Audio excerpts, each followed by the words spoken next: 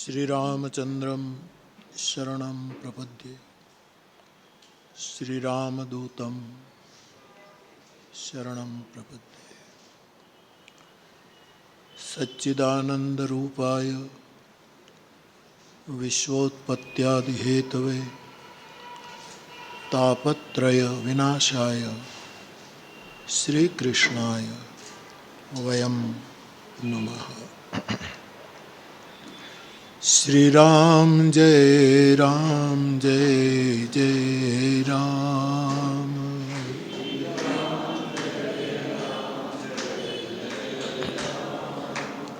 श्री राम जय जय राम।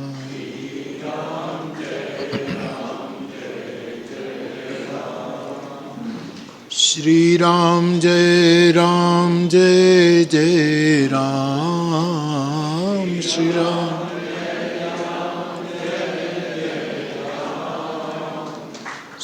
राम श्री राम जय जय राम।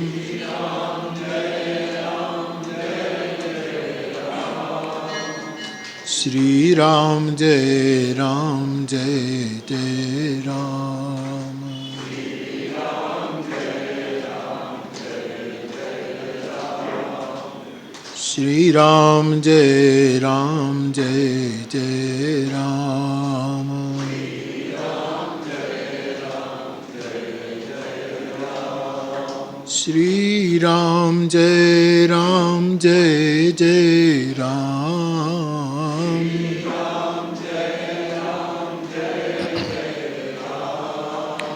श्री राम जय जय राम।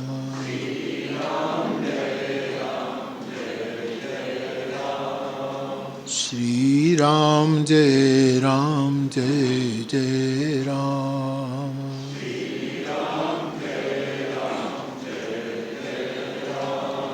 श्री राम जय जय राम।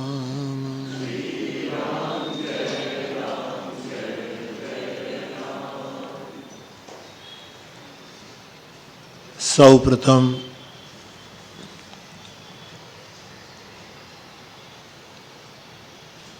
જે વિભૂતિની આજે પુણ્યતિથિ છે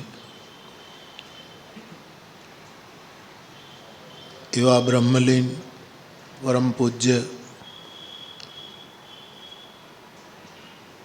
ડોંગરેજી બાપાની ભાગવતીય ચેતના ને મારા પ્રણામ।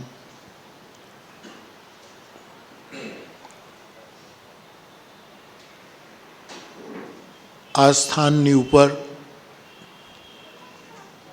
24 વર્ષથી અખંડ રામનામ સંકીર્તન થઈ રહ્યું છે।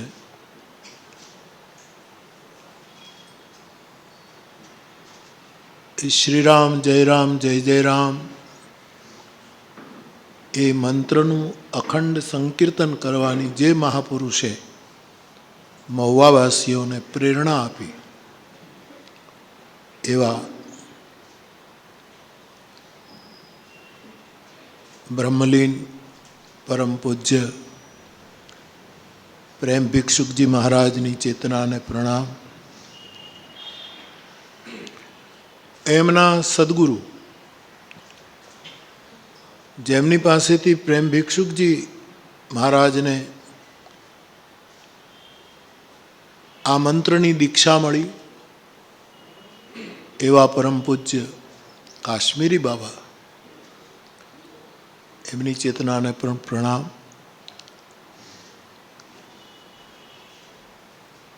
આ સંન્યાસ આશ્રમમાં વિરાજતા કુબેરનાથ મહાદેવ, ગિરિરાજ ભગવાન,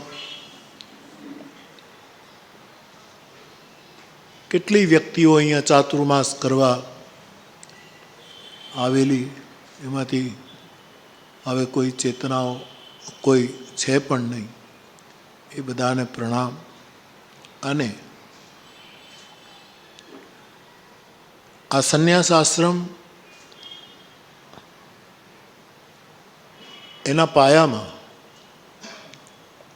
જે આપણા વડીલો રહ્યા અને રામભાઈ હજી પણ આપણી વચ્ચે છે.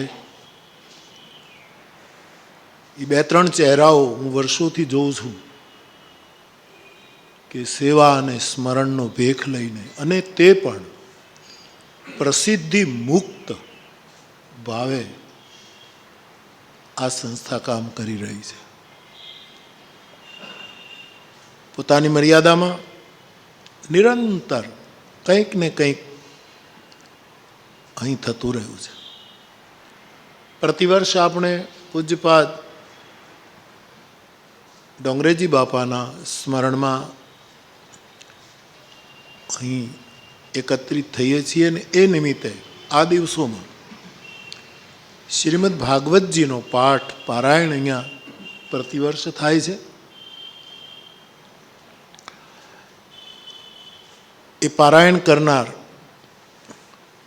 हमारे परम पूज्य शास्त्री बापाનું સ્મરણ કરવું એટલા માટે ગમે કે એમના પિતાશ્રી શિવશંકર દાદા એ થોડું ઘણું કાંઈક સંસ્કૃત અમને આવડ્યું હોય તો એમના આશીર્વાદનો પ્રતાપ છે કે જેપી પારેખ હાઈસ્કૂલમાં એ 8 ધોરણથી મેટ્રિક સુધી સંસ્કૃત અમને શીખવતા. એમના સુપુત્રને પ્રણામ. આપ સૌ ભાઈ બહેનો, જય સિયારામ.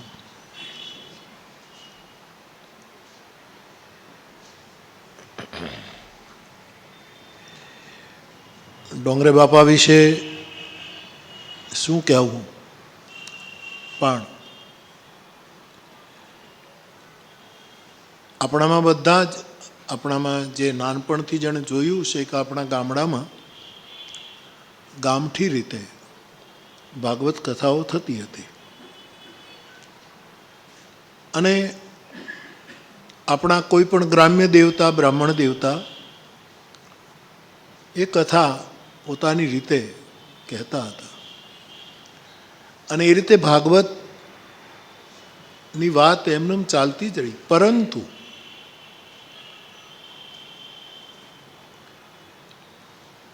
ખૂબ જ સરળતાથી અને સાદગીથી શ્રીમદ ભાગવતજીનો પ્રચાર દેશમાં અને દુનિયામાં કોઈએ કર્યો હોય તો એ આ વિભૂતિનો પ્રતાપ છે. એ સત્યને કોઈ ઠુકરાવી નહીં શકે. મેં ઘણી વખત આ જગ્યાએથી કહ્યું છે કે શ્રીમદ ભાગવત કેવલ પાટલા પારાયણમાં પરિવારની એક ઓરડામાં થતું, કોઈના મોક્ષાર્થે થતું, એ બધું જ ઉત્તમ હતું, પરંતુ શ્રીમદ ભાગવતજીને એકદમ ખુલ્લા મેદાનમાં લાવનાર, એમના સમયમાં પણ કેટલાય મહાપુરુષો આપણે ત્યાં હતા જે ભાગવતના પ્રકાંડ વિદ્વાનો, એમણે એમની રીતે પ્રચાર કર્યો, પણ બાપાએ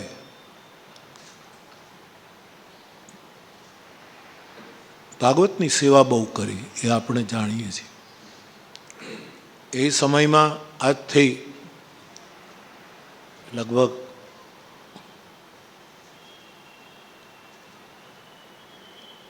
50-55 વર્ષ પહેલાંના મારા અનુભવ બાપાની સાથેને કહું તો મેં ઘણી વખત અહીંયા કહ્યું પણ છે, રિપીટ થાય એટલે નથી કહેતો, પરંતુ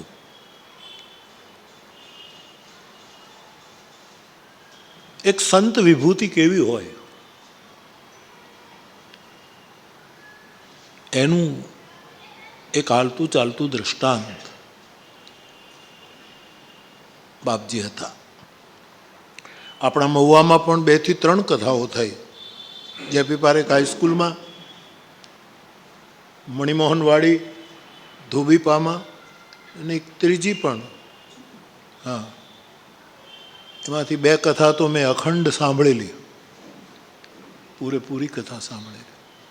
એ વખતે હું અત્યારે જેમ અમારી કથામાં બધા નોટ કરતા હોય એમ હું નોટ કરતો કે બાપા શું બોલ્યા.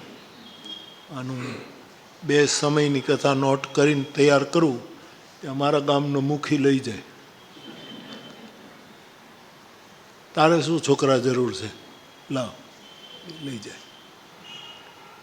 અને દેવાનો સ્વભાવ એટલે હું આપી દીધો. પણ જેપી પારેખના અજાત શત્રુ પ્રિન્સિપાલ, આપણા સૌના આદરણીય મહેતા સાહેબ, એ પણ નિયમિત રીતે એમને સાંભળવા આવતા હતા, ખાસ કરીને મણિમોહન વાડીમાં. અમને બધાને પણ છૂટી આપતા હતા કે તમે સાંભળો. એટલે કે બહુ સરળતાથી ભાગવતનો પ્રચાર તો ઘણાએ કર્યો, પ્રચાર શબ્દ પણ મેં હમણાં વાપર્યો, પરંતુ પ્રચાર તો શ્રીમદ ભાગવતજીનો વ્યાસજીએ તો લખ્યું, પછી આ 24,000 શ્લોક કોને આપવા, ભાગવતના જેટલા શ્લોક છે તે. અને સુખદેવજી તો જન્મતાની સાથે ઓર ખભા ઉપર નાખીને નીકળી ગયા હતા. અને વ્યાસજીને એમ થયું, જેમ આપણા મજાદરના પદ્મશ્રી ભગત બાપુ કહે કે મારી તિજોરીમાં અઢળક નાણાં, પણ આ ચાવીઓ કોને સોંપવી, હું આ થાપણ કોને આપું, એવી ભગત બાપુને પીડા હતી. વ્યાસજીને પણ એ પીડા હતી કે બ્રહ્માના કહેવાથી મેં આ રચના કરી છે, પણ આને ફેલાવશે કોણ? અને સુખદેવ તો જતા રહે, એ તો અલક્ષ્ય લિંગ હતા. અને આપ સૌ જાણો છો, એ પ્રસંગમાં મારે નથી જવું, પણ વ્યાસજી પુત્રને શોધવા માટે નીકળે છે કે આ એને આપું. ઉપનિષદમાં એમ લખ્યું છે, વિના પુત્રમ વિના શિષ્યમ ન દેયમ. તમારી આધ્યાત્મિક સંપદા યા તો પુત્રને આપો યા તો અધિકારી શિષ્યને આપો, એ સિવાય કોઈને અપાય નહીં. ને આ પ્રસંગ જાણો છો કે પનઘટ ઉપર બહેનો દીકરીઓ સ્નાન કરતી હતી અને વ્યાસજી નીકળે છે ત્યારે એકદમ પોતાના શરીરને ઢાંકી દે છે. મર્યાદાથી સ્નાન કરતી હતી, પણ છતાંય વ્યાસજી નીકળ્યા એટલે એમણે શરીરને ઢાંકી દીધું. અને વ્યાસજી પ્રશ્ન પૂછે છે કે હું તો વૃદ્ધ છું, પણ મારો કુમાર અવસ્થાનો મારો દીકરો મારા પહેલા અહીંથી ગયો ને ત્યારે તમે કોઈ વસ્ત્ર તમારા શરીરને ઢાંકવા માટે ઉપયોગ ન કર્યો, જેમ હતા એમ જ તમે સ્નાન કરતા હતા, આમ કેમ? ત્યારે એ બહેનોએ કહ્યું, આપણે ત્યાં પનઘટ અને મરઘટ, મરઘટ એટલે સ્મશાન અને પનઘટ, આ બહુ મોટા ઉપદેશના સ્થાનો હતા. એ બહેનોએ એમ કહ્યું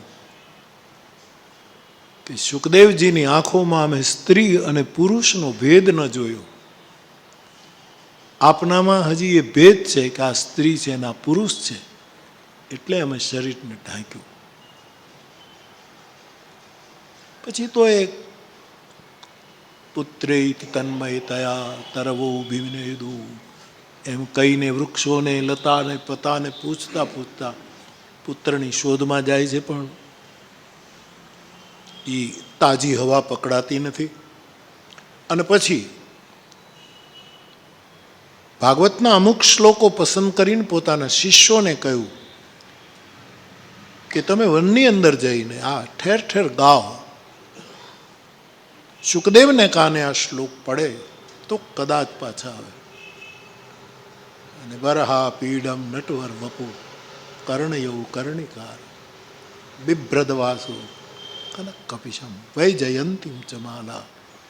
એ શ્લોકોનું ગાન વૃક્ષો સાથ આપવા માંડ્યા અને અવધૂત શિરોમણી સુખદેવના કાનમાં એ ગયું અને એને એમ થયું કે આ ઉત્તમ શ્લોક કોણ છે, આ કઈ વ્યક્તિનું વર્ણન છે. અને પછી વ્યાસ શિષ્યોની પાસે સુખદેવજી આવે છે અને પૂછે છે કે આવા 1-2 શ્લોક નથી, 24,000 છે. એમ કરીને શ્લોક એને ખેંચે છે. આપણા બધા સંસારી માણસો છીએ, આપણા બધાનો અનુભવ કે શોક હંમેશા આપણને પાછળ લઈ જાય અને શ્લોક હંમેશા આપણને આગળ લઈ જાય. આ શ્લોકે માર્ગદર્શન કર્યું ને. સુખદેવજી એક ગાયની પાછળ એનું વાછરડું જાય એમ પાગલ અવધૂત તો હતા જ. એ નીકળતા ત્યારે બાળકો એને પથ્થર મારતા, ધૂળ ઉડાડતા, આવી અવધૂતિ હતી. એ જાય છે અને પછી પિતાના ચરણમાં બેસીને એ શ્રીમદ ભાગવત, મારે એ કહેવું છે કે એમના શિષ્યોએ, વ્યાસના શિષ્યોએ, વ્યાસજીએ સર્જન કર્યું, વ્યાસજીના શિષ્યોએ આ વાત શુકના કાન સુધી પહોંચે એટલા માટે એનો પ્રચાર કર્યો, પ્રસાર કર્યો. પણ સુખદેવે શું કર્યું? સુખદેવ એ તો અવધૂત હતા, એ કાંઈ પ્રચાર કરવા નીકળે એવા કોઈ પહેલાં નહોતા. પણ વિદ્વાનોને એવું લાગ્યું છે કે સુખદેવજીએ પ્રચાર નહોતો કર્યો, સુખદેવજીએ ઘટઘટમાં ભાગવતનો સંચાર કર્યો હતો. પ્રચાર કરતાં સંચાર મોટી, પ્રચાર બહિર હોય, સંચાર ભીતરી છેદ કરે, આપણને અંદરથી વિંધી નાખે. એવું જ કામ આ વિભૂતિએ કર્યું કે જેણે પ્રચાર નથી કર્યો. આજે શબ્દ આપણે પ્રચાર વાપરીએ છીએ, પણ એમણે ઘર ઘરમાં એનો સંચાર કર્યો. એમને કોઈ યશ પ્રતિષ્ઠાની જરૂર નથી, પરંતુ શતાબ્દીઓ આ ભગવત કાર્યને યાદ કરશે. અને મહુવા તો દર વર્ષે એમને કરે જ છે, એ આપણા બધાનું. અને દર વર્ષે હું પણ લગભગ હાજર રહી શકું છું. ક્યારેક ખંડિત થયું હોય મને ખબર નથી, પણ લગભગ હું અહીંયા હાજર રહી શકું છું. આ લોકો આટલા ઉદાર છે કે મને બોલાવે અને આ રીતે મને એમનું સ્મરણ કરવાનો અવસર મળે. કેટલા પ્રસંગો બાપજીની સાથે બેસીને હું જમ્યો હોઉં. એ પોતે તો ન જમે, એ તો એની રીતે એના વ્રતો ને બધું એવું હતું, પણ હું મળવા જાઉં ત્યારે ખાસ જેને ઘરે ઉતર્યા હોય એને એમ કહે કે બાપુ માટે શીરો બનાવો. અને મને સંકોચ થાય, કારણ કે આપણે રેસ્ટોરન્ટમાં ગાંઠિયા ખાનારા માણસો અને આટલા મહારાષ્ટ્રીયન કર્મકાંડી નીતિ નિયમના વિધિ નિષેધના પ્રખર આગ્રહી, એની સામે આપણે જમીએ અને ક્યાંક ભૂલ પડે તો મને બીક લાગે. અને એક વસ્તુ યાદ રાખો કે આપણાથી મોટા હોય, શ્રદ્ધેય હોય, એનાથી થોડુંક ડરતા રહેવું, જેથી આપણામાં અભયનો જન્મ થાય, નિર્ભયતા આવે.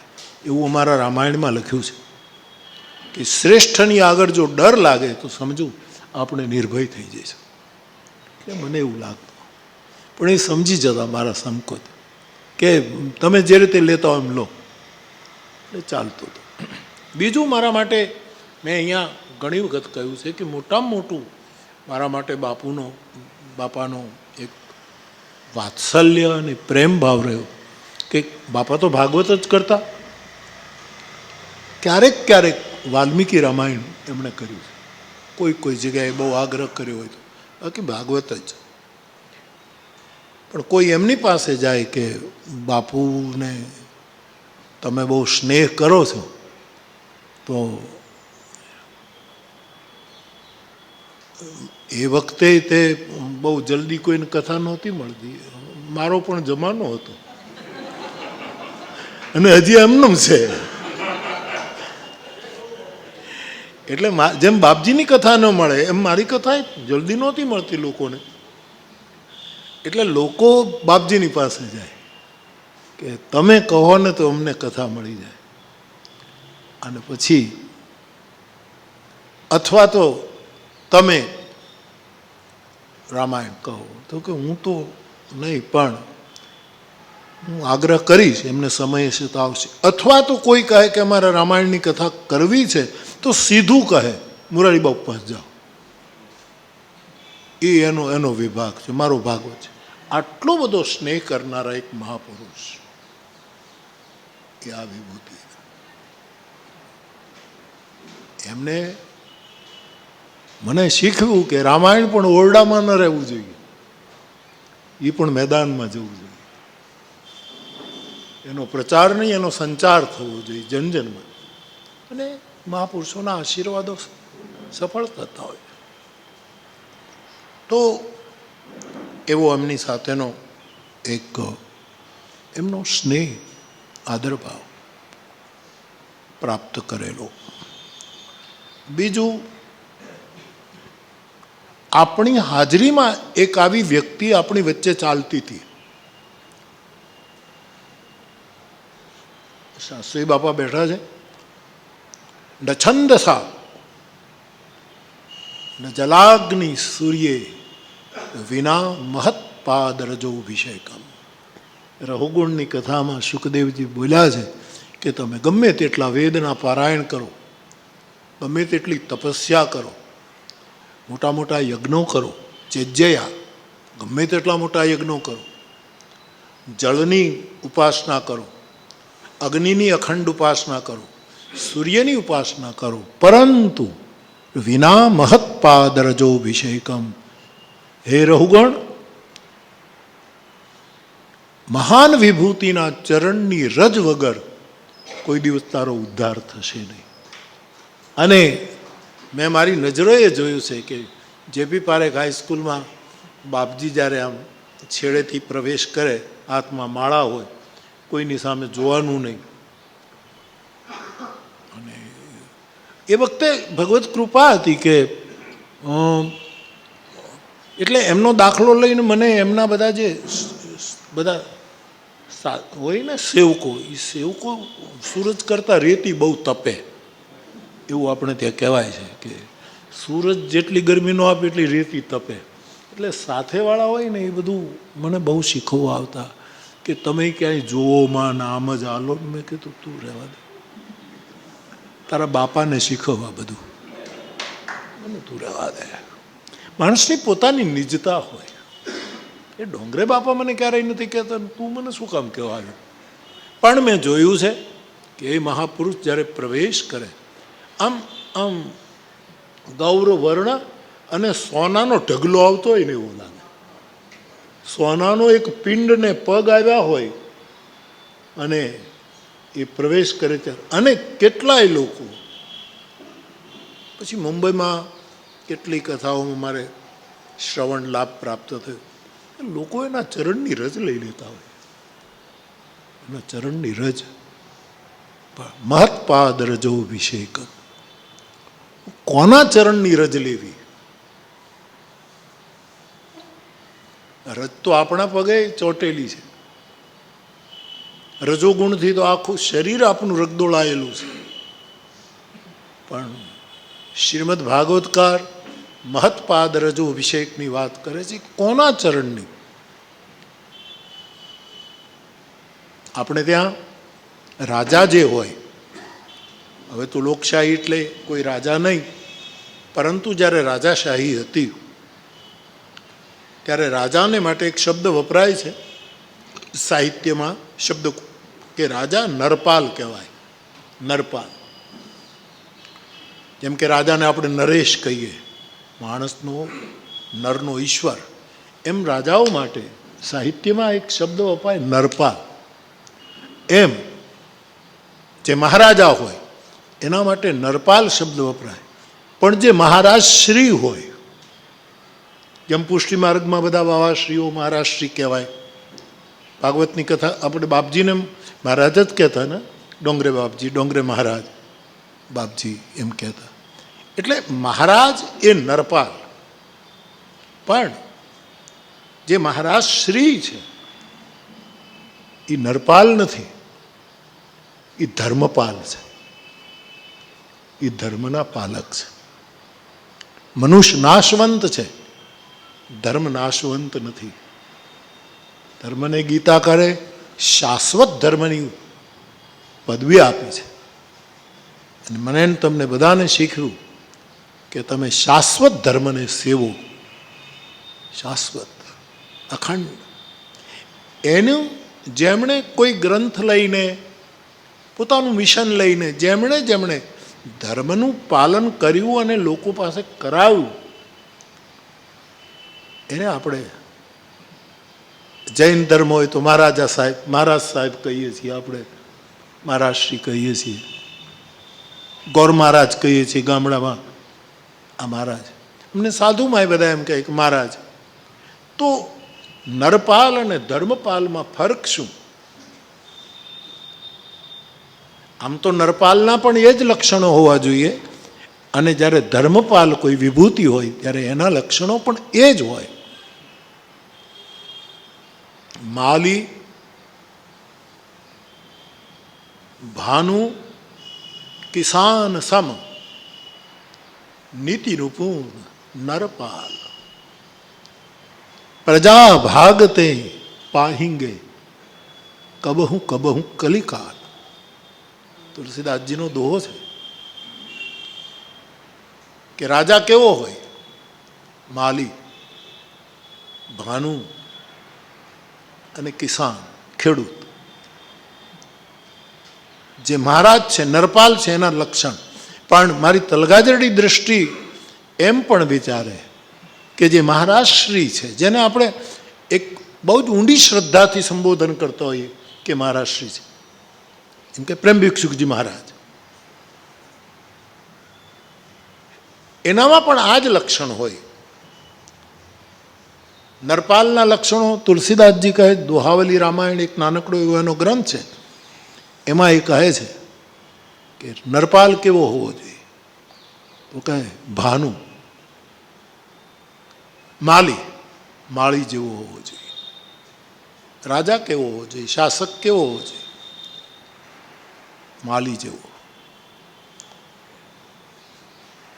બગીચામાં એક છોડ બહુ જ ફેલાય અને એ બીજાને વિકસિત થવામાં અવરોધક બને, ત્યારે માલીનું પહેલું કામ એ છે કે એના ખોટા પાંદડાને કાપી નાખે, એને એનાથી જુદા કરી દે. એની નિજતા પણ સચવાય ને બીજાને અવરોધ પણ ન થાય, અને એ વિકસિત થતો રહે. એ માલીનું કામ. ભાનુ, સૂર્ય, ખબર ન પડે એમ જળાશયોમાંથી, સમુદ્રમાંથી, નદીઓમાંથી જળ ખેંચી લે અને જરૂરત હોય ત્યાં વાદળ દ્વારા વરસાવી દે. રાજા કેવો હોય કે ખબર ન પડે એમ ટેક્સ લઈ લે, અને પોતા માટે થોડો લેતો હોય, એકત્રિત કરીને છેલ્લા માણસ સુધી એ વસ્તુ પહોંચે એના માટે વાદળી થઈને એ વરસાવતો હોય. ત્રીજો શબ્દ લખ્યો છે કિસાન, ખેડૂતના જેવું નરપાલ હોય કે ખેડૂત જમીન ખેડે, એ તો સત્ય જ છે, એમાં કોઈ આપણે ઇનકાર ન કરી શકીએ. પણ બીજ વાવો પછી વરસાદ થાય તો જ બીજને અંકુર આવે છે, આપણે બધા જાણીએ છીએ કે પાણીને પણ એક નથી દેખાતું અંકુરિત કરવાનું તત્વ જે મને તમને આ ચર્મચક્ષુથી નથી દેખાતું, એ છે ખેડૂતનો પરસેવો. એ અંકુરિત જે થાય છે વર્ષાથી થાય ચોક્કસ, પણ એની પાછળ ખેડૂતનો જે પસીનો છે, એ પરસેવાનું જે જળ છે. જેમ પ્રેમ જગતમાં કહેવાયું કે પ્રેમની વેલ એ આંસુના જળથી સિંચાય. આંસુવન જલ સિંચ સિંચ, પ્રેમ બેલ બોઈ, મેરે તો ગિરધર ગોપાલ दूसरा न कोई। તો કિસાન પોતાનો પરસેવો, મોસમમાં આવતો વરસાદ, ખેતર ખેડે, બધું જ કરે અને એમાંથી ધાન્ય પેદા કરી અને ખેડૂત પોતે કેટલું એક રોટલાનો ગ્રાહક છે, કેટલું ખાઈ શકે, પણ એના દ્વારા એ ધાન્ય આખા જગતને આપે છે. રાજા એવો હોવો જોઈએ, માલી જેવો, સૂર્ય જેવો અને ખેડૂત જેવો. તલગાજરડાને એમ લાગે કે આ જ લક્ષણો આવી વિભૂતિઓને લાગુ પડે, કારણ કે આ લોકો ધર્મપાલ છે. આવી વિભૂતિનું પહેલું લક્ષણ છે એ માલી જેવા હોય. આપણામાં કારણ વગર જે કંઈક વધી ગયું હોય અને એ કારણ વગર આપણામાં શું વધી જાય છે એની આપણને જ ખબર હોય, બીજા કોઈને ખબર ન હોય. બીજા તો આપણને ખબર નહીં શું શું કઈ દ્રષ્ટિથી જોતા હોય, પણ આપણને ખબર હોય કે આપણામાં શું વધ્યું છે. માથું દુખે એટલે આપણને જ ખબર પડે, ડૉક્ટરને ક્યાં ખબર પડે? તો આપણે બધું કહીએ પછી એનું જે સ્ટડી, એનો જે અભ્યાસ છે એમ કરીને, બાકી એને ક્યાં ખબર પડે? પેટમાં દુખે એની ડૉક્ટરને ખબર જ ન પડે. માથામાં તો હજી અહીંયા હાથ દે અને ગરમ લાગે. પેટમાં દુખવાનું એક એવું સહેલું છે કે કોરોના પકડાઈ ગયો પણ પેટનો દુખાવો હજી પકડાણો નહીં, ખબર જ ન પડે. મારો કહેવાનો અર્થ, માલી જેમ આપણામાં, અમારે ઓશો રજનીશજીની પાસે દીક્ષિત થયા અને પછી સ્વતંત્ર સાધના કરે છે, માધુપુર ગેડવાળા. હવે ઉંમર થઈ ગઈ છે એટલે એના સત્સંગીઓ અમુક ભેગા થાય એટલે એને કોઈ પૂછે કે ભગવાન, બધા એમને ભગવાન કહે છે, પૂછે કે ભગવાન મારો જે પ્રશ્ન છે એનું સમાધાન તમે કરો. હવે ઉંમર થઈ ગઈ, એ બહુ સરસ હમણાં જવાબ આપે કે હવે તારો જવાબ તું શોધી લે, મેં બહુ કીધું તને, હવે તારો જવાબ. તો બીજા એક સાધકે પૂછ્યું કે બાપજી તમારી આધ્યાત્મિક આંખ છે એટલે મને બતાવો ને કે હું કોણ છું. તો કે તું કોણ છો એ તારા વગર બીજાને કોઈને ખબર ન પડે. એટલે આપણામાં શું વધ્યું છે એ આપણને. બુદ્ધ પુરુષ એ છે સાહેબ કે જે આપણું વધ્યું હોય એને કૃષિ નિરાવહી ચતુર કિસાના, જીમી બુદ્ધ તજહી મોહ મદમાના. મારા ગોસ્વામીજી કહે જેમ ખેડૂત નિંદામણ કરે એમ માલી છે એ આપણામાં જે બુદ્ધ પુરુષોની પાસે બેસવાનું શું કામ ગમે, શું કામ આપણને વધારે ગમે? એનું એક જ કારણ કે આપણામાં કંઈક થાય, પરિવર્તન થાય. એ કંઈક ડૉક્ટરી ભાષામાં એ કિરણોને જે કહેવાતું, કોઈ એવા કિરણનો એ પ્રયોગ કરે છે આપણા ઉપર કે જેમ લેઝરને કાંઈક ચીરફાડ કર્યા વગર લેઝર જેમ બધું કરી નાખે છે, એમ આપણી અંદરથી જે કંઈ અકારણ વધ્યું છે, જે આપણને ખબર છે છતાં આપણે સ્વીકારતા નથી, એને પહેલાં કાઢી નાખે.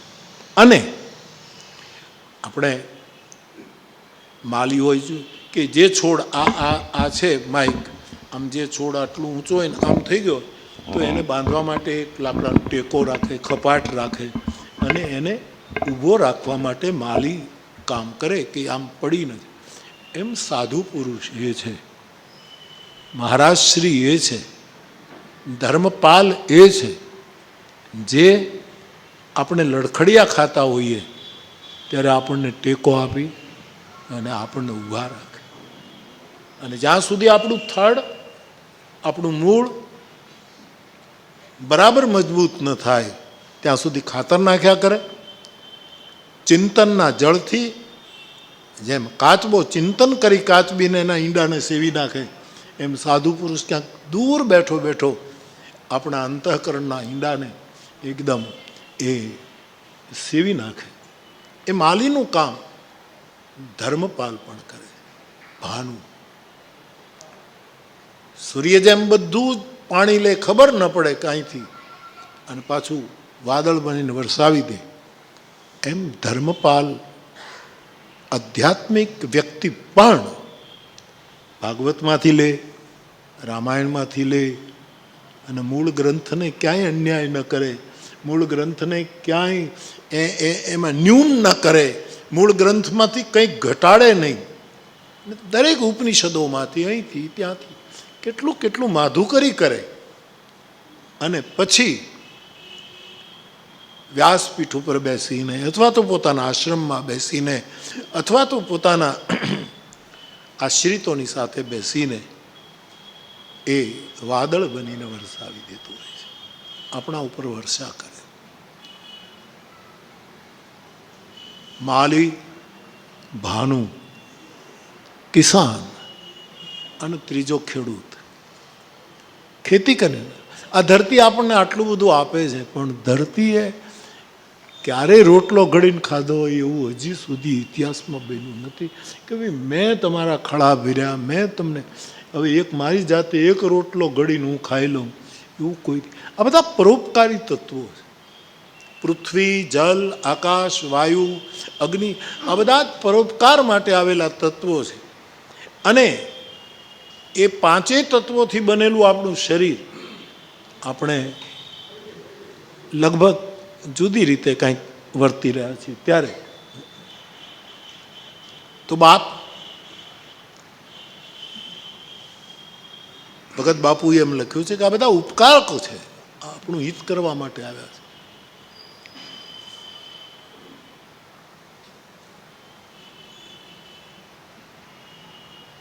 એકાદ બે લીટી ગાઓ. 10 દિવસથી ઘરે બેઠા છીએ ને એટલે ડૉક્ટરો એને એમ થાય કે એકે આવ્યો નહીં, બીમાર એટલી કકળાય કે આવે તો સારું, આવે તો સારું.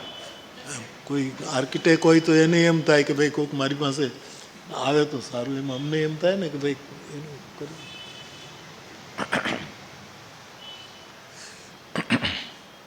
રત્નો રૂપાળા ભાઈ અને મોંઘા મૂલવાળા, જોઈ લો રત્નો રૂપાળા ભાઈ એ બહુ મોંઘા મૂલવાળા, પણ દરિયો પહેરે નહીં મોતીડાની માળા, કારણ ઉપકારી એનો આત્મા હો. આ દરિયો પહેરે નહીં મોતીડાની માળા, કારણ ઉપકારી એનો આત્મા. આ ધરતી ધાન નથી જો ન ખાતી, સરોવર પાણી જોને નથી પીતા, કારણ ઉપકારી એનો. પરોપકારાય ફલંતિ વૃક્ષ, પરોપકારાય વહંતિ નદ્ય, પરોપકારાય વિભાતિ સૂર્ય, પરોપકારાય સદૈવ કાર્ય. અને આપણા ગુજરાત તો ગૌરવ લઈ શકે, જેને ગુજરાત રાજ્યના ઉદ્ઘાટનમાં દીપ પ્રગટાવ્યો હતો એવો એક બ્રાહ્મણ, એકો મહારાજ આપણા ગુજરાતનો, જેને મહારાષ્ટ્રમાંથી આપણે જુદા પીડ્યા અને જ્યારે ગુજરાત રાજ્યની સ્થાપના થઈ ત્યારે દીપ જેના હાથે પ્રજ્વલિત થયો હતો ગુજરાત વિધાનસભાના ઉદ્ઘાટનમાં, એવો એક બ્રાહ્મણ, એવો એક બ્રહ્મવિદ, એવો એક સુદામો. એના માટે ભગત બાપુએ લખ્યું છેલ્લે કે કાગે એક બ્રાહ્મણ ભાળ્યો. કાગ કહે મેં એક બ્રાહ્મણને જોયો મારી જિંદગી. કાગે એક બ્રાહ્મણ ભાળ્યો, એને ખભે છે ઉચાળો. કાગ એક બ્રાહ્મણ ભાળ્યો, એને ખભે છે ઉચાળો. પણ મહારાજ ચાલે છે જોને પગ પાળો, કારણ ઉપકારી. રવિશંકર મહારાજ, આ અમારો મહારાજ ચાલે છે જોને પગ પાળો, એવો ઉપકારી જેનો આત્મા. આ ધરતી ધાન નથી જો ન ખાતી, સરોવર પાણી નથી જો ન પીતા, કારણ ઉપકારી એનો આત્મા. તો આવી વિભૂતિઓ પંચે આપણા જેવું જ ખોળ્યું હોય ને. ઘણી વખત તો આપણે વધારે નરવા હોઈએ છીએ ને આટલા મોટા મોટા મહાપુરુષો લગભગ બીમાર હોય. બાપજીને તે એ તો વિભૂતિ છે એટલે કાંઈ પણ પરવા કર્યા, નહીંતર બાપજી પણ કેટલા પહેલા થતા હતા. કારણ કે ક્યાંય કોઈ હાલવા દે નહીં, આટલેથી પાટલે પાટલેથી ખાટલે, આ સિવાય કાંઈ. એટલે પહેલાં તો પગ જાય. મને એક વડીલ કહેતા હતા બીજું કાંઈ નથી બાપુ, મને મોટો થયો છોકરાઓએ મને દાદો કીધો ને મેળી ઉપર ચડાવી દીધો, એ ઉતારતા જ નથી મને, હું ત્યાં ને ત્યાં બેઠો. ઉતરે તો આ કાંઈક હલનચલન થાય, બ્લડ જરાક સંચાર થાય તો કાંઈક થાય, પછી લગભગ મહાપુરુષને કાંઈ શ્રમ કરવાનો આવતો જ નથી. હા, વ્યાસપીઠ એનો બહુ મોટો શ્રમ પણ છે અને વિશ્રામ પણ છે. શ્રમ પણ એટલો જ, વ્યાસપીઠનો કાંઈ શ્રમ જેવો તેવો નથી, બહુ છે. અને એમાંય પાછા એ શ્રમ તો ખરો ને એમાંય વળી પાછા કાંઈકનું કાંઈક અર્થઘટન થાય તો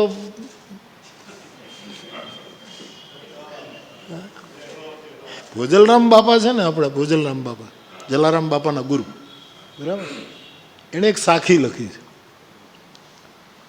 હસ્તીની સવારી જે કરે નર.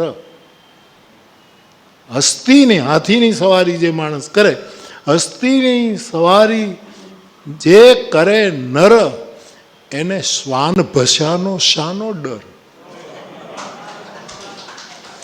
એને શ્વાન, એના શબ્દો છે આ તો, કે હાથી ઉપર જે માણસ બેઠો હોય તે બીજા પ્રાણીઓ કંઈ બધું થાય તો કંઈ ઉપર બેઠો હોય એને કંઈ ફડકો હોય જ નહીં ને, કારણ કે આ લોકો ત્યાં પહોંચી શકે નહીં. એની ડોક ઊંટ જેવી નથી, હોય તોય ન પહોંચે. એટલે વ્યાસપીઠ એક બહુ જ મોટો શ્રમ છે સાહેબ. અને છતાંય બાપજીએ તો અનુભવ્યું જ હોય. તમારી સૌની શુભકામનાથી હું પણ અનુભવ કે એના જેવો વિશ્રામ પણ ક્યાંય નથી. એ મોટામાં મોટો વિશ્રામ છે સાહેબ. હા, તો આપણું મહુવા છે એટલે ઘરની જેમ વાતો થાય. મેં મારી જિંદગીમાં હજી સુધી વેકેશન લીધું નથી. આ કોરોનામાંય આપણું ચાલતું રહ્યું, 2 જણા બેઠા હોય તો એ બોલ્યા કરે. કારણ કે મોટામાં મોટો વિશ્રામ છે, આ અનુભવ છે. તો જે આ પરોપકારી તત્વો છે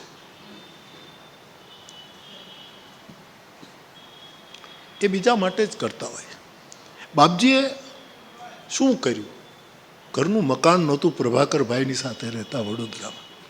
એમના ભાઈ પ્રભાકર ડોંગરે બાપા ત્યાં બિરાજતા, ત્યારે ત્યાં પણ વડોદરામાં ઘણી વખત મને ત્યાં દર્શન થયા પ્રભાકર બાપાને. ત્યાં કાંઈ ના, એણે ભાગવત કથા દ્વારા જે કંઈ રાશિ ભેગી થઈ 2 જ જગ્યાએ વાપરી એણે. એક અન્નક્ષેત્ર અને બીજું સંસ્કૃતની પાઠશાળા. એમાં જ એમણે કંઈક સંસ્કૃતની પાઠશાળા કરો અને અન્નક્ષેત્ર શરૂ કરો. આ રીતે જ એને શું આપણો આ મહારાજ ફરે છે પગ પાળો, કારણ કે ઉપકારી એનો આત્મા. આવી આ વિભૂતિ તો એની રજ લેવા માટે લોકો દોડતા. જેણે માલી જેવું કામ કર્યું, સૂર્ય જેવું કામ કર્યું અને ખેડૂત જેવું કામ કર્યું, અને છતાંય પોતા માટે કશુંય નહીં. એ જ આટલી ટૂંકી ધોતી, એ જ એક ઉપવસ્ત્ર, બહુ ભડકાદાર નહીં, બહુ જ આછો પીળા રંગની એની બોર્ડર, બાપજીનું ખેસ, અને એક નાનકડો એવો બહુ જ રૂમાલ, અને એમાં એની માળા. એ માળા બાપજી નિર્વાણ પામ્યા પછી માળાનો બહુ મોટો પ્રશ્ન થયો, કોક ઉપાડી ગયું. આનું નામ સેવકો કહેવાય.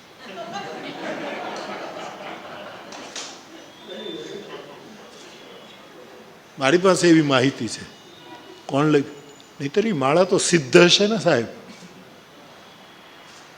શતાબ્દીઓ સુધી એ માળા પ્રેરણા આપે. પણ હવે કોક નિજકના માણસો લઈ ગયા હોય, જે હોય તે, અથવા તો હોય તો બહુ સારું, પણ જ્યાં સુધી હું જાઉં. કારણ કે એમણે નડિયાદમાં છેલ્લા દિવસોમાં શીઘ્ર સંન્યાસ લીધો હતો. કારણ કે સંન્યાસી થયા વગર તમે જળ સમાધિ ન લઈ શકો. આ નિયમ છે ધર્મનો. જળ સમાધિ એને જ અપાય કે જે સંન્યાસ. અમારે ગૃહસ્થ સાધુઓ, અમારે જળ સમાધિ ન અપાય, પણ ભૂમિ સમાધિ અપાય, કારણ કે ગૃહસ્થ છીએ. પણ સંન્યાસીને જળ સમાધિ અપાય.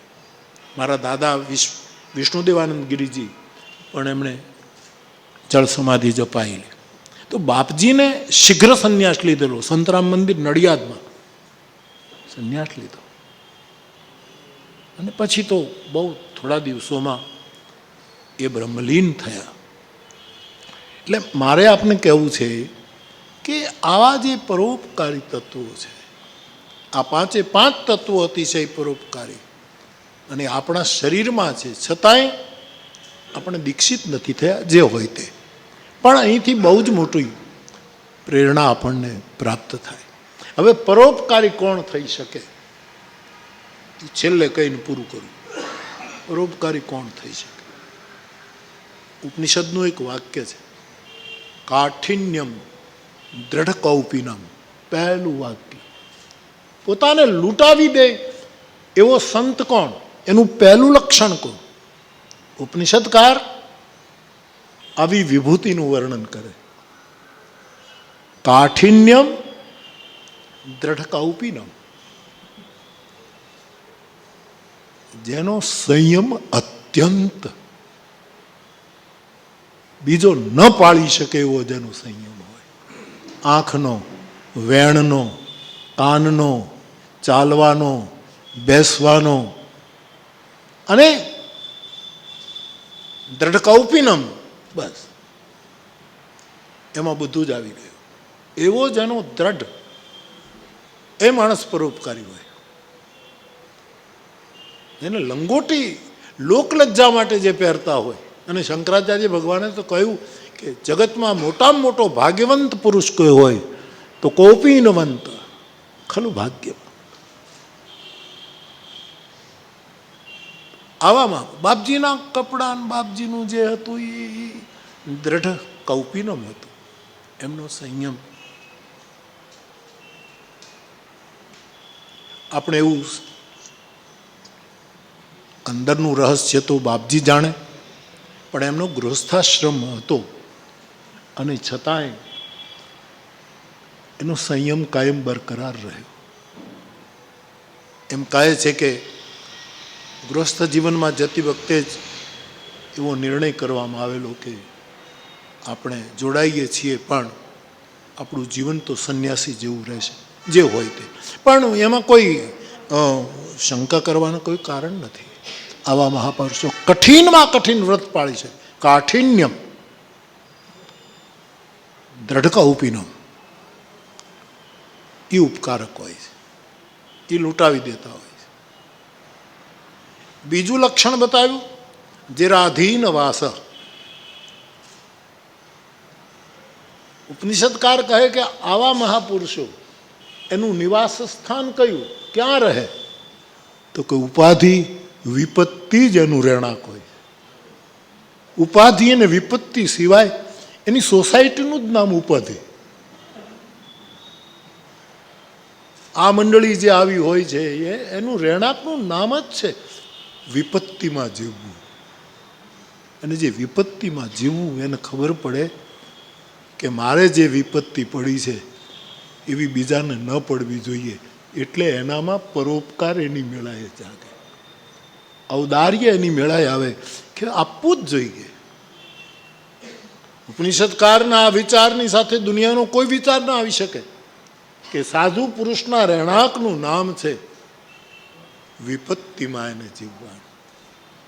જેટલા મહાપુરુષો થયા એની વિપત્તિની કોઈ સીમા નથી. આપણને એમ લાગે કે આને તો લહેર છે ભાઈ, આને તો આનંદ છે, પણ એને કોઈક પૂછે તો ખબર પડે, એને બીજા બધા સુખી દેખાતો હોય કે આ કેટલા લહેર કરે છે, ને આપણે તો કાંઈ લગભગ આમ જ જીવાય છે. આપણને બીજો સુખી જ દેખાય છે ને એને આપણે સુખી. આમ થોડુંક જો આટાપાટા આમ જો વહેંચાઈ જાય ને તો કોઈ દુઃખી ન રહે. મને એમ જ લાગે કે રામભાઈ સુખી છે, રામભાઈને એમ થાય બાપુજી કોઈ સુખી નહીં. એ જો અમે વહેંચણી કરી લઈએ શાંતિ થઈ જાય. તો બાપ રાધીન વાસ, જેની નિવાસ જ વિપત્તિમાં હોય છે. અને વિપત્તિ કઈ બાપ? ખાવાનો રોટલો ન મળે એ કોઈ વિપત્તિ નથી સાહેબ. રહેવા મકાન ન મળે એ પણ કોઈ બહુ મોટી વિપત્તિ નથી. સમયસર જીવનોપયોગી સાધનો ન મળે એ પણ વિપત્તિ એટલે શું? એનો જવાબ રામચરિતમાનસે જગતના ચોકમાં ઢોલની દાંડી પીટીને જવાબ આપ્યો છે. કહ હનુમંત વિપત્તિ પ્રભુ સોઈ, જબ તવ સુમિરન ભજન. જબ હનુમાનજીએ જાનકીજીને કહ્યું કે માં આપની વિપત્તિ, ત્યારે એમને એ પ્રસંગમાં આ વાત એક સૂત્ર આવ્યું કે હનુમાનજીએ કહ્યું કે માં આપણું ભજન ભંગ થાય એના જેવી વિપત્તિ કોઈ નથી. આપણું સ્મરણ તૂટે એવી ઘટનાઓ આવે કે આપણું ભજન ભૂલવી દે. નરસિંહ મહેતા ભૂલ્યા નહીં, અમર. તુકારામ બાપા ભૂલ્યા નહીં, અમર. રામકૃષ્ણ પરમહંસને ગળાનું કેન્સર, પણ ભજનનું ચૂક્યા, અમર. રમણ મહર્ષિને બુદ્ધ ભગવાન એવી વિશેલી કંઈક ખાવામાં આવી ગયું ને એને લીધે પેટનો દુખાવો. મહાવીર સ્વામીને પણ પેટની પીડા, પણ એના ભજનમાં, એના ધ્યાનમાં, એની સાધનામાં ફરક ન પડ્યો. એટલે એ તો વિપત્તિ જ જેનો નિવાસ છે. અને વિપત્તિ એ કે ભજન ભંગ ન થાય. ભગવાનની કૃપા છે કે આપણે ત્યાં રામધૂન 24 વર્ષથી ચાલે. અને રામભાઈ આ સારું થયું તમે ઉપરનો હોલ આવ્યો, આ બીજે હોત તો ન ટકત. અહીંયા ટકી રહ્યું છે કારણ કે અહીંયા સંસ્કાર છે. આ સેવા સંસ્કાર આશ્રમ નામ જે છે ને આપણું, સેવા સંસ્કાર આશ્રમ, એ યોગ્ય થયું. એ 13 અક્ષરનો મંત્ર જ આ પસંદ કર્યું છે કે અહીંયા હું બરાબર છું. હા, રામધૂન લેનારા ભલે ગમે તે હોય. ક્યાંય ગયો લક્ષ્મણ હતો ને હમણાં? લક્ષ્મણ જે ગાતો તો મેં 10 મિનિટ ઉપર બેઠો, કીધું આને કાંઈ નહીં થાય, મારું હૈયું ફાટી જવાનું છે. જે આમ ખબર નહીં તાર સપ્તક કે ક્યાં, એ તો એ જાણે, મને ખબર ન પડે. પણ બહુ કારણ કે બહુ જૂનો છે લક્ષ્મણ. આપ પ્રેમ ભિક્ષુકજી બાપાના કીર્તન વખતનો આ છોકરો છે. હા, એટલે આમ રંગાઈને ગાતો હતો. મેં કીધું હું તો આમ કીર્તન ઝીલવાનું ભૂલી ગયો ને એને જોવામાં જ રહ્યો. મેં કીધું ખરેખર ભૂલાઈ ગયું મારે. નહીંતર હું કથામાં કહું ભાઈ ઝીલો ગાઓ હરિબોલ તો મારે તો બોલવું જોઈએ, પણ મારી ખબર નહીં આપણું મન ચંચળ લક્ષ્મણમાં જ ગયું, રામને બદલે લક્ષ્મણમાં ચોંટી ગયું. કેવો છોકરો મસ્તીથી ગાતો હતો, આનંદમાં. સરસ પ્રજાનું. આ મંત્ર મહારાજ ઉપર બિરાજે છે. મંત્ર એ પસંદ કરેલી આ જગ્યા છે. ભજનમાં ભંગ ન થાય. ઈશ્વર પાસે એટલું માંગવું કે જે કંઈ મુશ્કેલીઓ આપી હોય આપજે, તારી બધી જ ઉદારતા અમારા ઉપર નાખજે, પણ અમારા ભજનમાં ભંગ ન પડાવે. ભજન ન બગાડ્યું. તો મોટામાં મોટી વિપત્તિમાં નિવાસ કરતા હોય છે મહાપુરુષો. ડોંગરે બાપાની નજીક રહ્યા છે, બધા જ જાણે છે કે માતાજી અને બાપજી એમના સંબંધો પહેલાં થયા, પણ દર મહિને સાહબ આબુ સીતામાને એનો મહિનાનો ખર્ચ આપવા માટે આ વિભૂતિ જાતી હતી. મારો ફરજ છે, હું એનો પતિ છું. અમારા પ્રારબ્ધના જે લેખ હોય તે પોતે, નહીં તો કોઈ પણ ન માળા લઈ ગયા એવા ન મોકલી દે. જાતે આબુ જાય અને આપે. આ જે મહાપુરુષોની, એટલા માટે એ ધર્મપાલ કહેવાય. ધર્મપાલનું બિરદ એટલા માટે એને પ્રાપ્ત થાય તો ભંગ ન પડે ભજનમાં. જરા સિંહવાસ ત્રીજું સૂત્ર આવી વિભૂતિ માટે બતાવ્યું છે, સ્વેચ્છાચાર.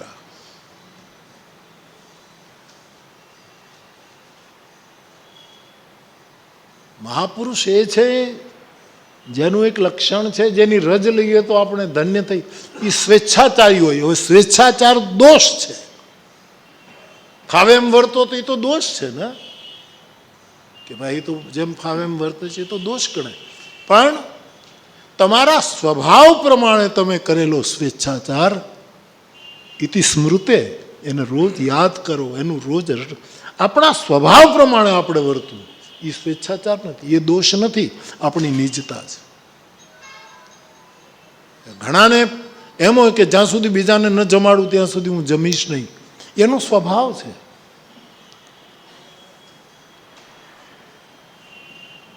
દાંપત્ય જીવનમાં પણ એકાબીજા જો સામ સામેના સ્વભાવને જો બરાબર ઓળખી જાય અને એકાબીજાને સ્વેચ્છાચાર, ફરી એક વખત કહું, ગલત અર્થ ન થાય, આ દોષ કહેવાય, પરંતુ સ્વભાવને અનુકૂળ.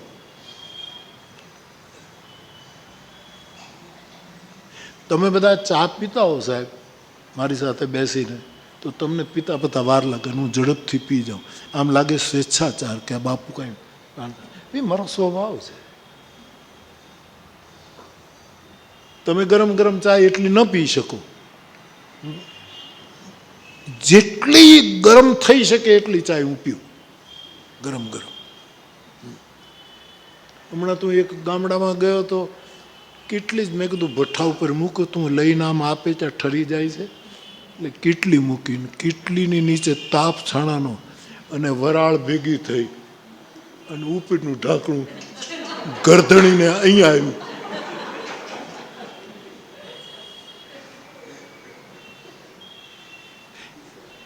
એ સ્વેચ્છાચાર નથી સાહેબ, એ આપણો સ્વભાવ છે. સાધુ પુરુષનો સ્વભાવ એ પ્રમાણે એ વર્તે.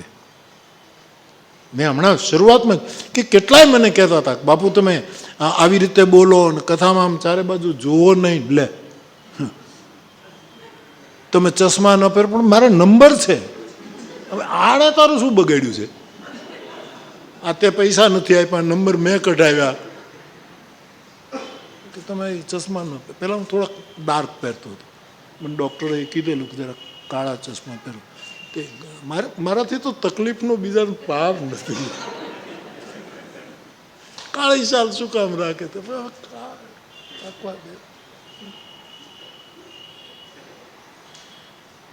જેની અંદરથી બધું ગુજરી જાય ને એ જ કાળો રંગ ઓઢી શકે. બધું જ મરી ગયું હોય, કામ ગયો, ક્રોધ ગયો, લોભ ગયો, ઈર્ષા ગઈ. જિંદગીમાં તમને ઘણા માણસોને જુઓ તો એમ લાગે કે આ કોઈનો દ્વેષ કરી શકે જ નહીં. પાણીમાં આગ લાગે નહીં, પાણીમાં તો લાગે પણ કોઈ દી દ્વેષ જાગે જ નહીં. ના દ્વેષ્ટો ન કાંક્ષતી. તો આપણે આપણા સ્વભાવ પ્રમાણે જીવવું. અને ડોંગરે બાપાને નહીં ખબર કે હું તો ચપ્પલ પહેરતો, સારામાં સારા ચપ્પલ પહેર, વેલ્વેટની પટ્ટીઓ ઉપર હતી. હા, શરૂમાં મુંબઈની કથા થાય, શેઠિયાઓ મને લઈ જાય અને પછી મને કાળો રંગ ભાવે એટલે કેસરી ને કાળા રંગની વેલ્વેટની, ત્રીજે દિવસે ચોરાઈ જાય. એ કીધું મુંબઈમાં કેટલા ભરતના અવતાર થયા છે. કે ઓલા પગથિયા ઉપર જાઓ ને પછી આમ જાઓ તો આયોજકો એના ઓલામાં વ્યાસપીઠ ઉપર બેસું અને પછી કંઈક થાય એટલે ઓલો લઈને જતો રહે, પણ એ તો બીજું કોઈક લાવીને આપી દે. પણ બાપા મને કોઈ દિવસ એમ કહેવા નહીં આવે કે ઉઘાડે પગે રહું. એ સમજે કે સ્વભાવને આદર આપો, સ્વભાવને આદર આપો. એ સ્વેચ્છાચાર દોષ નથી, એ સ્વેચ્છાચાર ગુણ છે. બધાની ચાલવાની પદ્ધતિ પોતે પોતાની હોય. આ લક્ષ્મણ ગાતો તો એવું ન ગાઈ શકું, તૂટી જાઉં હજી બીજા 25 વર્ષ કાઢી નાખું, પણ એ જે રાડ નાખતો હતો. તમે તો નીચે હતા સાહેબ, અમને પૂછો. હમણાં તો મેં કીધું આ લક્ષ્મણીઓ ક્યાં જાય છે. એ એની રીતે નિજતામાં ગાતો હતો, એની મસ્તીમાં ગાતો હતો, ભાવમાં ગાતો હતો, કારણ કે એણે પ્રેમ ભિક્ષુકજી બાપજીનો સંગ કર્યો છે. આપણે આપણી નિજતામાં રહે. મહત્પાદરજો અભિષેકમ એનો, અને છેલ્લે બહુ જ ઝીણી નજરથી સત્સંગ કર્યો હોય, બુદ્ધ પુરુષોને સાંભળ્યા હોય તો માર્ક કરજો, ઘણી ઘટનાઓ મોક્ષરૂપ હોય છે. સ્વયં ઘટના જ મુક્તિરૂપ હોય. હિમાલયમાં એક મુક્તિ નારાયણ છે, એની પાછળ જે આખી ઘટના છે એ સ્વયં મોક્ષરૂપ. કોઈ પણ એક ઘટના આપણી મુક્તિનો પર્યાય બની જતી હોય, એને આજની ભાષા યુ ટર્ન કહે છે. ઘણી ઘટનાઓ મોક્ષરૂપ હોય છે. એવી જ રીતે ઘણા સૂત્રો મોક્ષરૂપ હોય. મહાપુરુષના મુખમાંથી એવું કઈ સૂત્ર નીકળે, એવું વાક્ય નીકળે, સાક્ષાત મોક્ષ નીકળે. તો ઘણી ઘટનાઓ મોક્ષરૂપ હોય, ઘણા સૂત્રો વિચારો મોક્ષરૂપ હોય. સાહેબ, ઘણો સમય મોક્ષરૂપ હોય છે. એક એવી પળ આપણા જીવનમાં આવે કે આપણે જાગી જતા હોઈએ છીએ, મોક્ષરૂપ હોય. ભગવાન મહાદેવ એ તો દેવોનો દેવ, કૈલાસપતિ, એને તો મારા ગોસ્વામીજી કહે નિર્વાણ રૂપમ. તું તો મોક્ષનું સ્વરૂપ છો. પણ મારે કહેવું છે એ કે આવી વિભૂતિ પોતે મોક્ષરૂપ હોય. એને મોક્ષ લેવા જવું ન પડે. રામ ભજત સોઈ મુક્તિ ગોસાઈ. રામને ભજતા ભજતા તો મુક્તિ એની પાછળ પાછળ છાયાની જેમ, ન ઈચ્છો તો પણ પાછળ પાછળ જતી રહે. એમ ઘણી વ્યક્તિઓ પણ મોક્ષરૂપ હોય છે. એવા આપણા પૂજ્ય બાપજી બ્રહ્મલીન ડોંગરે બાપા એ પણ એક મોક્ષરૂપ મહાપુરુષ રહ્યા. એનો માર્ગ ભક્તિનો હતો. એનો લાલો અને ઈ બે જ દુનિયામાં હતા, ત્રીજું કોઈ હતું જ નહીં. મારો લાલો અને પોતે. માર્ગ ભક્તિનો. એણે મોક્ષની માંગણી ન કરી. જળ સમાધિ માટે એમણે ખાલી શીઘ્ર સંન્યાસ લીધો, પરંતુ એને મુક્તિની માંગણી ન કરી. કારણ કે મુક્તિરૂપ છે, એ મુક્તિરૂપ છે. એવા પુણ્ય શ્લોક, ઉત્તમ શ્લોક ભગવાન કૃષ્ણના લાલાને ગાનાર, ઘર ઘરમાં અને ઘટ ઘટમાં એનો સંચાર કરનાર એક વિભૂતિ. મારું તો ચાલે નહીં, મારું જો ચાલે તો હું કહું યુનોને કે ડોંગરે બાપાના નામે એક નક્ષત્ર કરો. ડોંગરે તારક, જેમ વૈજ્ઞાનિકના નામે હોય છે, કેટલા સાહિત્યકારોને નામે હોય છે. જસરાજજીના નામે, પંડિત જસરાજજી હમણાં જ ગયા, એમના નામે પણ કદાચ નક્ષત્ર એ નાની વસ્તુ છે. આ તો સદગુરુ એસો ચાહીએ જૈસો પૂનમ કો ચાંદ. આ તો ચંદ્રમા જેવા માણસો છે. નક્ષત્રો તો એને આટા ફેરા કરતા હોય છે, ચારે બાજુ ફરતા હોય.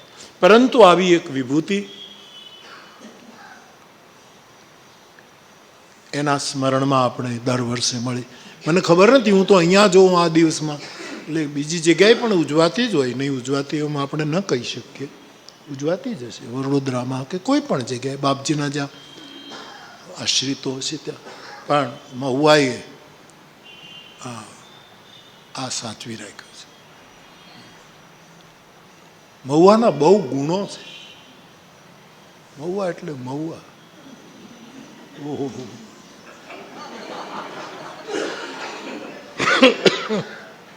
હકીકતમાં મહુવા આમ મહુવા નામ લો તો એક કોઈને કોઈ પણ ક્ષેત્રની મોટી વ્યક્તિ તરત જ દેખાવા માંડે. મહુવા કહો તો જસવંત મહેતા દેખાય, મહુવા કહો તો છબીલદાસ મહેતા દેખાય, મહુવા કહો તો નના મહેતા દેખાય, મહુવા કહો તો ઇસ્માઇલભાઈ દેખાય, મહુવા કહો તો કોઈના નામ રહી જાય. પણ આ બધા મહાપુરુષો એટલે આપણું મહુવા એ માલણ ગૂંથી લાવજે ગુણિયલ ગજરો. આ માલણ જે હોય છે આપણે, એના પાણીની કંઈક તાસીર છે. એટલે 24 વર્ષથી અખંડ ધૂન ચાલે. વર્ષોથી સેવા સંસ્કારના કાર્યો થઈ રહ્યા છે. અને નવી ટીમ જે હવે આવી છે, જુવાનો જે આવ્યા છે, આ બધાની પાસેથી માર્ગદર્શન લઈને એમને પણ ખૂબ ખૂબ આવકારું છું. અને બધા જ પોતપોતાની રીતે સેવામાં લાગેલા છે. વિશેષમાં એટલું જ કે સેવા સંસ્કાર ધામને ક્યાંય પણ કોઈ પણ જગ્યાએ કંઈ સેવાનો સંકલ્પ થયો હોય અને કાંઈ મુશ્કેલી પડતી હોય તો મને કહેજો. મારી મર્યાદામાં હું તમારી સાથે રહી. મારી પાછી મર્યાદા આપણે જોવી જોઈએ ને. હા, હમણાં એક જણો મારી પાસે આવ્યો, આફ્રિકાથી આવ્યો. ઓલો કાગળ હું હમણાં લેતો નથી આ કોરોનાને લીધે. એણે જીદ કરી કે એક વખત તો વાંચી લો, હું દૂરથી આવ્યો છું. મને એમ થયું કે આ બિચારાને વાંચી લો. તે મેં વાંચ્યો. 50 લાખ રૂપિયાની જરૂર છે. એટલા મેં પેઢી માંડી છે. મને એમ થાય કે આને શરમે નહીં થતી હોય. નાની એવી રકમ 50 લાખ, અને ધીરે ધીરે હું આપી દઈશ. 75 વર્ષ મારે પૂરા થાય અને તું ક્યારે પૂરું કર્યા હોય તો આપું ને ક્યાંથી આપું.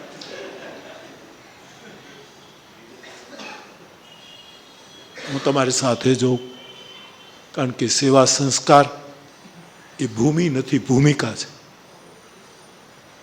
આ માનવ જીવનને પ્રેરણા આપે એવી ભૂમિકા છે કે પ્રસિદ્ધિથી મુક્ત રહીને સેવા કરે. પુનિત મહારાજ કહેતા, સેવા અને સ્મરણ કરવાના બે કામ. સેવા તો જનસેવા કરવી અને લેવું હરિનું નામ. આ પુનિત મહારાજ આપણે ત્યાં કહેતા. બાપાએ પણ મને તમને આવું જ કંઈક પ્રેરણા આપી છે. પુનઃ એકવાર આ મહાન વિભૂતિના ચરણોમાં હૃદયની ઊંડી શ્રદ્ધાથી પ્રણામ કરીને મારી અંજલિ અર્પણ કરું છું. મારી અહીંયા હાજર રહેવાનું દર વર્ષે લગભગ એક ખંડિત નથી થયું ને, કે થયું નહીં ને? તમારી યાદગીરી બરાબર છે? હા, તો પછી હું કહું,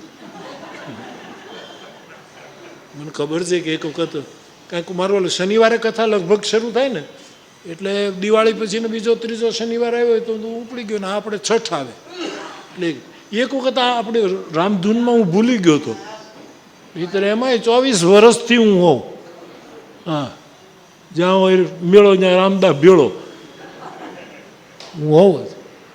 એમાં એક વખત કાંઈ કામ નહોતું ને ક્યાંક નીકળી ગયું, મને ખબર જ નહોતી ને એ રહી ગયું. પણ પરમાત્મા આ વસ્તુને જાળવી રાખે આપણી પાસે, એની જાળવણી કરાવે. તો હું આપની સાથે છું એટલું કહીને આપ બધા જ, મારો એક અનુભવ છે સાહેબો કે પોતાના ગામમાં માણસને બહુ આદર ન મળે પણ મહુવા આપવા જ છે. તલગા જડું તો તલગા જડું છે, એ તો આખી વાત જ જુદી, કારણ કે એ તો જન્મભૂમિ છે એટલે ત્યાં તો હોય જ. અને ત્યાં તો શું ખેડૂત માણસો, મજૂરો માણસો, એ તો બિચારા પગે લાગ્યા સિવાય બીજું કરી શું કે.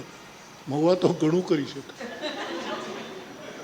પણ ગલી ગલીમાં એક આદર, એ કદાચ સદભાગ્ય તમારા મોરારી બાપુને મળ્યું છે. એક સમય હતો કે મહેતા સાહેબ એને ઘરેથી નાગરવાડામાંથી નીકળે સાહેબ, અને એનો હાથ દુખી જતો, આમ સલામો ઝીલતા ઝીલતા છેક જેપી પારેખ સુધી બે બાજુથી. એ જીવન આપણને એમ લાગે કે કંઈક એ લોકો જીવ્યા છે એવું એવું. તો આપણું ગામ આમ બહુ મને મહુવાવાળા ફાવે, મહુવાવાળાને મારી હારે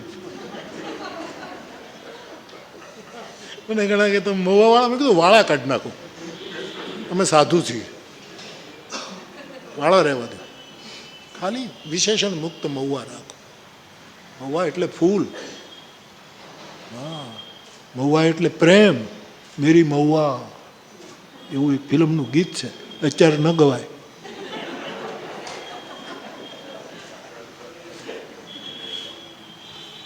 મારે તો બધી મુશ્કેલી, બાપુ ફિલ્મનું ગીત ગાય છે, એનો અર્થ તો સમજ, હું શું કામ ગાઉં.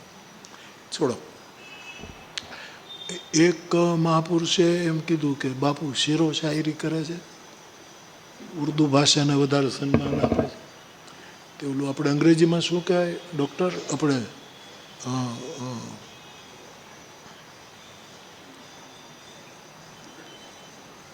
કંઈક ભૂલ થઈ ગઈ ને પછી એને હરખું કરવા માટે આપણે મતતા હોય, ડેમેજ કંટ્રોલ, ડેમેજ કંટ્રોલ કે ડેમેજ. એટલે પછી હું એના આશ્રમમાં ગયો ને સામેથી ગયો, મારે શું લેવા દેવા, માને તો એક મહાપુરુષ છે તો હવે તે એણે સાહેબ ડેમેજ કંટ્રોલ કરવા માટે વ્યાસપીઠ ઉપરથી ઉર્દુમાં ગઝલ ગાય. લ્યો, મેં કીધું દીક્ષિત. એને કીધું બાપુને આ બધું ગમે છે ને બાપુ જે અર્થમાં કરે છે એ અર્થમાં હું એક ઉર્દુની ગઝલ સંભળાવી. સત્યને માર્ગે તો ચાલવું જ પડશે. સતને માર્ગડે જે કોઈ હાલે, જોઈ લો સત્યને માર્ગડે, એ જે અહીંયા જે કોઈ ચાલે, અને ગુરુ ને ગોવિંદ એ બે જણા એની બાવડી જા. એ છોકરો લડખડાય નહીં, એક હાથ બાપે પકડ્યો ને એક હાથ માએ પકડ્યો. ગુરુ ને ગોવિંદ જેની બાવડી જા. શિવરૂપી ધર્મના નેત્રો ત્રણ છે,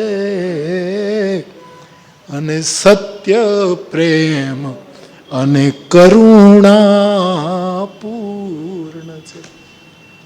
અને સત્ય અભય પ્રેમ ત્યાગને લાવે, અને કરુણાવંતને કોઈ દી આંચ